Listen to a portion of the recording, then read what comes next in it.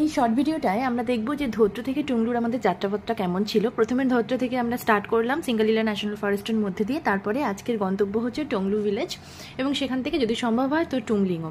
তো সেই বন জঙ্গলের মধ্যে দিয়ে এই ভিডিওটা করা হয়েছে। গাইড ভাই আমাদের আগে আগে যাচ্ছে এবং তার পেছনে পেছনে আমরা দুজন। আর আগের দিন রাস্তায় যেহেতু প্রচুর বৃষ্টি হয়েছে তাই রাস্তা কিন্তু বেশ ভেজা ছিল, কিন্তু সৌভাগ্যক্রমে সেই দিন আমরা আমাদের সাথে রেইনকোট কিনে ক্যারিও করছিলাম, কিন্তু এক ফোঁটাও বৃষ্টি হয়নি, উল্টে মাঝে মাঝে রোদও উঠেছে। যদিও ঘন জঙ্গলের মধ্যে দিয়ে রাস্তা, এমনিতেই কখনো কখনো এমন রাস্তা আসছিল দিনের বেলাও মনে হচ্ছিল যেন একেবারে রাতের মতো অন্ধকার এরকম হয়ে আসছিল। কোনো সূর্যের আলো উঠলেও সেটা হয়তো সবসময় পৌঁছচ্ছিল না, মাঝে মাঝে এরকম যখন ফাঁকা জায়গা আসছিল তখন সেটা বোঝা যাচ্ছিল।